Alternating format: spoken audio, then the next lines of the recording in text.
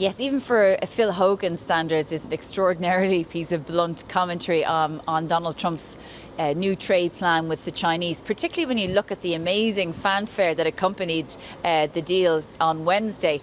But essentially, he criticised the substance of it. He said it did little for competition, for jobs. He said, look, when we look at the tariffs, there's still 20% tariffs on both sides.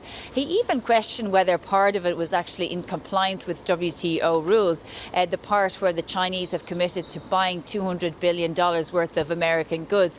And he said the EU would take a case against the deal if it found that it wasn't in compliance with international trade law.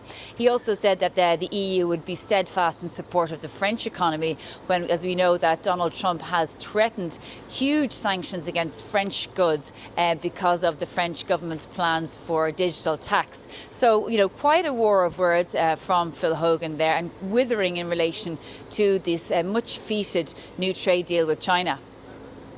The other thing he's talked about is proposing to call bluff on Donald Trump's threats over Huawei.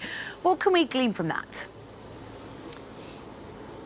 Well, what Phil Hogan really said was that they didn't have a problem with Huawei entering the EU's 5G development per se. He said that all trade in the EU is going to be welcome once it's fair and once everybody abides by the rules. But in relation to the threat from the US, he was asked by a reporter because in relation to how the EU would react. The US had threatened the UK a few months ago, saying that if it allowed Huawei into the UK economy, it would no longer give the UK access to really important intelligence on global terrorism. And when Phil Hogan was asked that, he basically said that that was saber-rattling and only a threat. He said that the EU would entertain all competition once it's fair and everybody plays by the rules.